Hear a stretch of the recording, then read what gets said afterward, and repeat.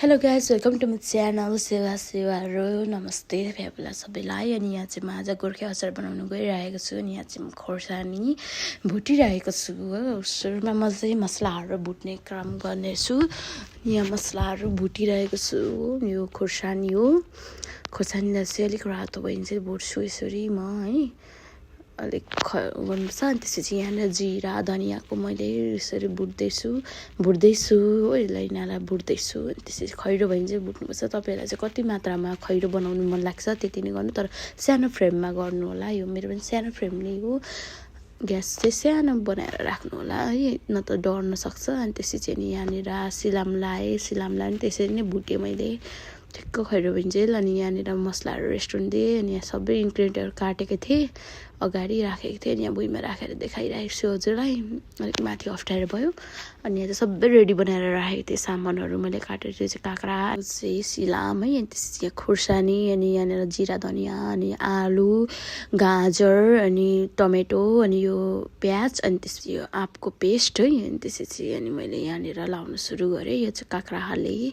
अनि त्यसपछि आयो मेरो प्याज, अनि त्यसपछि अनि गाजर पनि थोरै मात्रामा लगाएको मैले। अनि यहाँ चाहिँ अब आयो आलु, अनि उसिनेको आलु है यो चाहिँ। अनि त्यसपछि यहाँ आँपको पेस्ट आयो, जुन चाहिँ अहिले म कागतीको ठाउँमा यो युज गर्दैछु। अहिले आँपको सिजन छ होला, हजुरको घरमा यो युज गर्नु सक्नुहुन्छ अमिलोको साटो। अनि यहाँ चाहिँ मसलाहरू रेडी थियो। अनि धुले खोर्सानी लगाएँ। धुले खोर्सानी हजुरलाई कति पिरो मात्रामा खानुहुन्छ त्यही अनुसार लाउनुहोस् है। अनि त्यसपछि यहाँनिर अघिको मसलाहरू सबै ग्राइन्ड गरेको थिएँ। अनि यिनीहरू लाएँ, यो पनि मैले आफ्नै स्वादअनुसार लगाएको हो ठिक्क।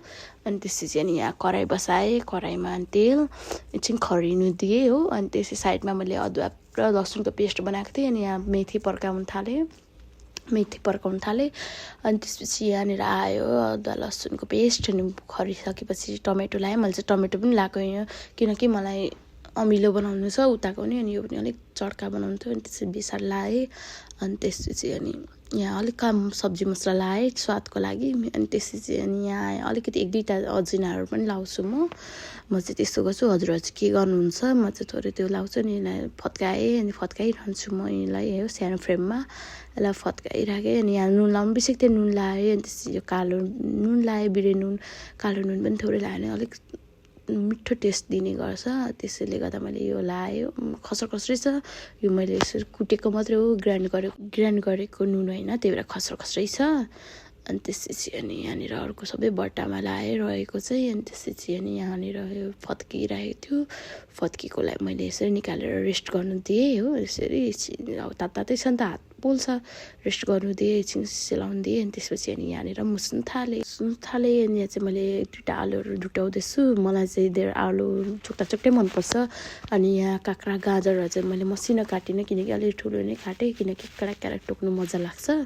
हजुरलाई चाहिँ आफ्नै स्वादअनुसार गर्नु होला। अनि त्यसपछि अनि यहाँ मुसे सबै थोक लाएर मुसे हो। अनि मुसिरहेको छु। अनि यस्तो एकदम टेस्टी भइरहेको थियो हजुरहरू। मलाई अहिले पनि यहाँ थुक्ला आइरहेको छ बनाउँदै पनि।